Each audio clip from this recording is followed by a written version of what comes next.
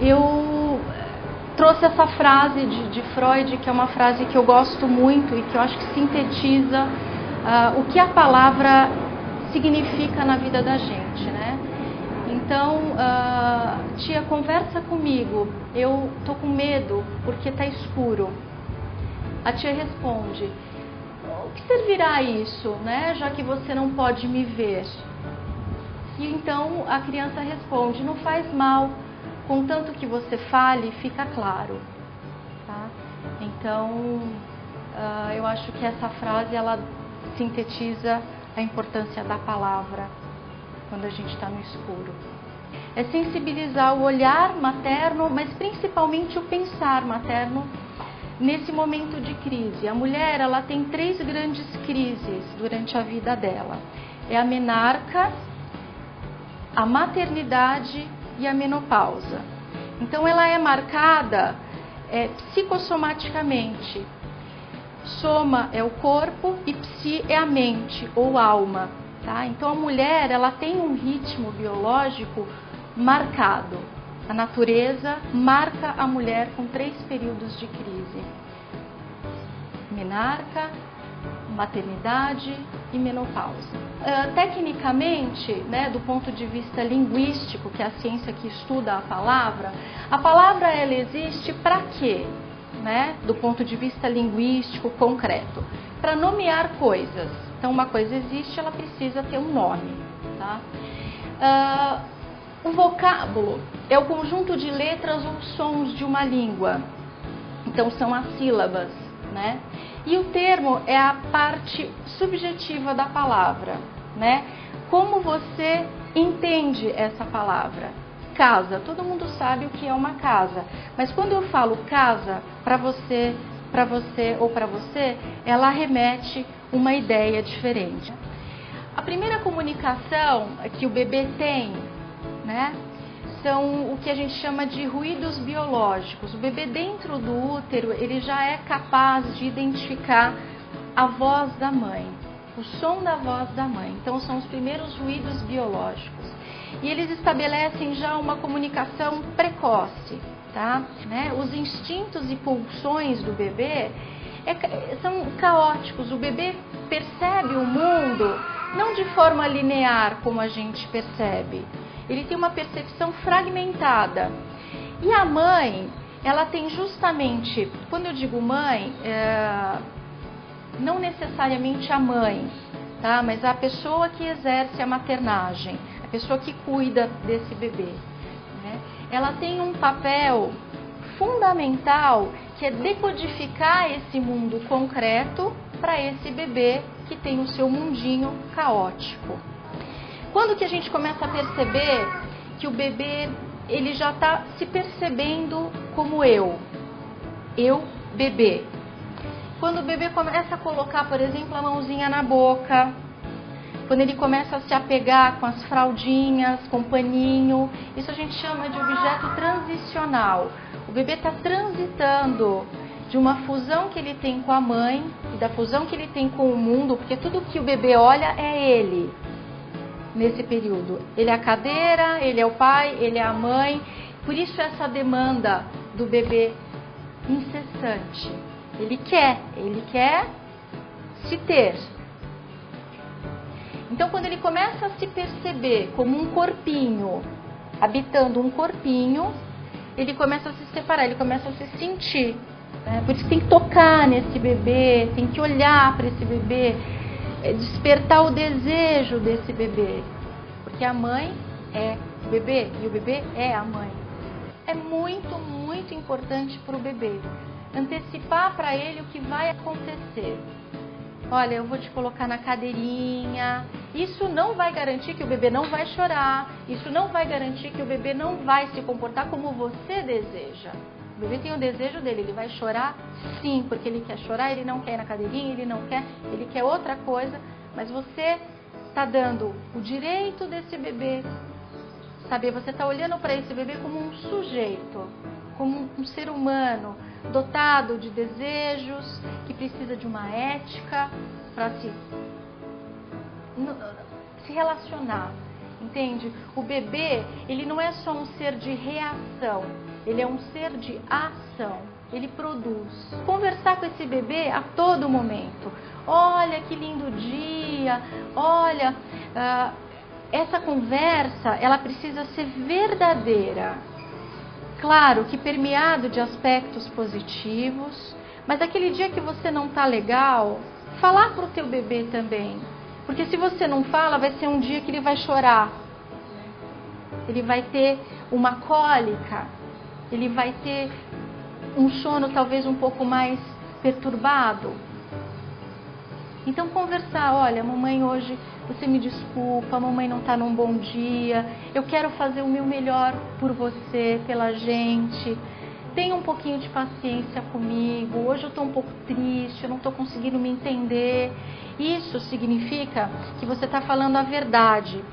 O bebê, ele te chama pelo olhar. Quando um bebê olha para você ou quando uma criança olha para você, jamais ignore o olhar dela. Ela está querendo comunicar alguma coisa.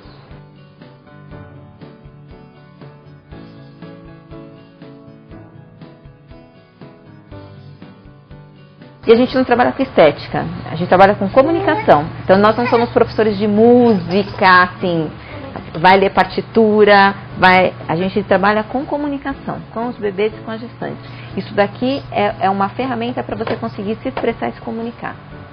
Você dá um lugar para aquilo que você está sentindo. Às vezes você está na terapia, é importantíssimo, você verbaliza, é muito legal, mas às vezes você precisa concretizar. Você precisa fazer uma pintura e dar um lugar para aquilo e olhar e elaborar. Você precisa fazer um som que se represente. A gente faz assim, vamos contar a história da sua gestação desde o começo até agora, com os instrumentos. Isso são coisas maravilhosas, as pessoas vão entrando em contato com esses instrumentos, vão se apropriando disso. Então, isso aqui é para comunicação, tanto para bebê quanto para gestante. A gente sempre começa a aulinha com cumprimento, para a criança já sabe que ali chegou. Quando ela chega, os instrumentos estão expostos, os bebês fazem o que ele está fazendo. Vai mexendo os instrumentos da maneira que quiser. Eu quero entrar dentro do tambor e tocar o tambor lá dentro? Tudo bem, pode tocar. Então aqui é reconhecimento, não tem, é assim que toca. Não, ele que vai entrar em contato com o instrumento. Então quando ele chega, eles têm esse momento de perceber os instrumentos, a gente depois faz o cumprimento e tem algumas atividades direcionadas, que são, algumas são repetidas algumas vezes, porque o bebê precisa de repetição para aprender. Né? Às vezes a gente também não vai ficar repetindo sempre o som do animal com o fantoche. A gente tem outros bichinhos e outras coisas que também o bebê enjoa, como a gente.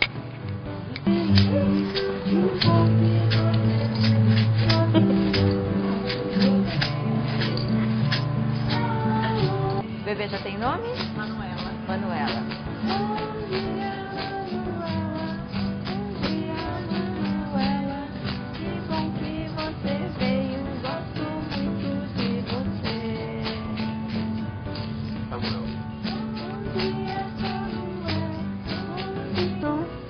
E o patinho me responde assim.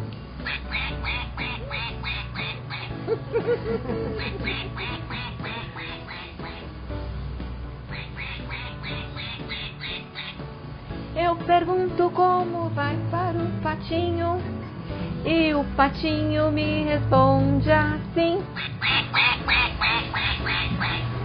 Longo é o meu pescoço, longo, longo é o meu pescoço. Mas se perguntarem qual é o som que faço, eu vou lhe dizer. E os bebês ficam prestes, por incrível que pareça. Silêncio é meu barato. E aí todo mundo vai cantar porque vai aprender para cantar em casa com o bebê também, né? Vamos lá?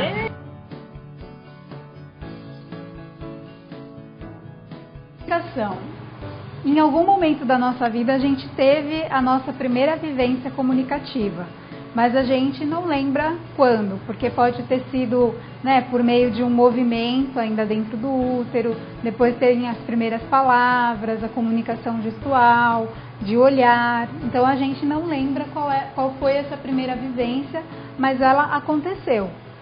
E o que é importante?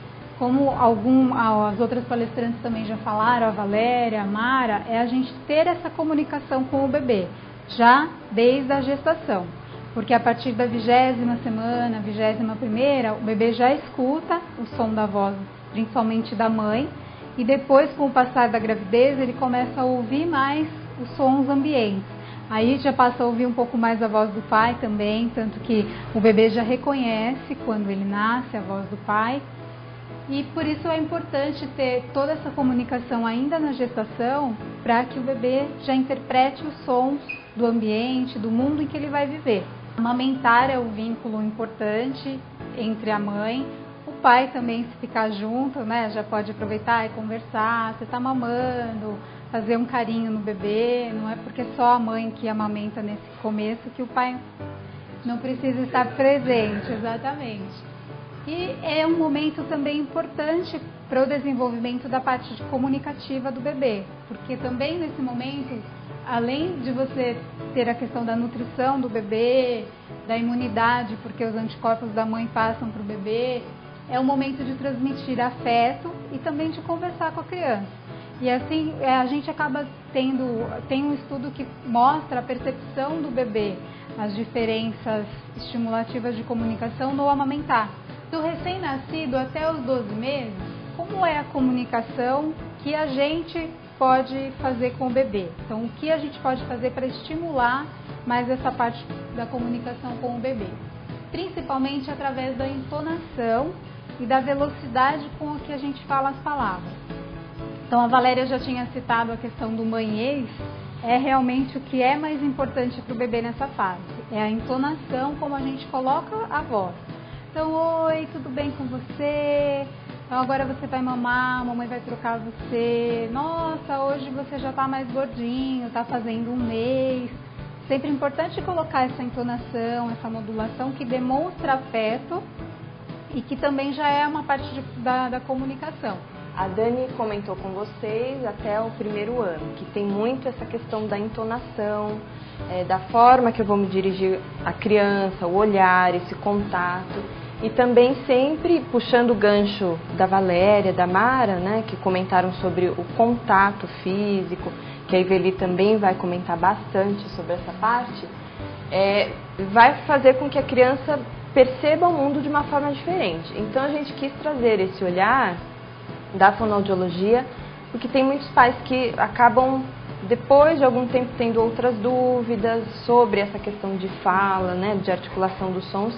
E aí, de repente, nessa fase, que é a fase que eles têm um turbilhão de informações vindo para eles, é que os pais poderiam seguir num caminho um pouco mais leve. Né? Não digo adequado, porque cada criança tem o seu período, tem o seu aprendizado, o seu desenvolvimento, mas a gente tem alguns marcos.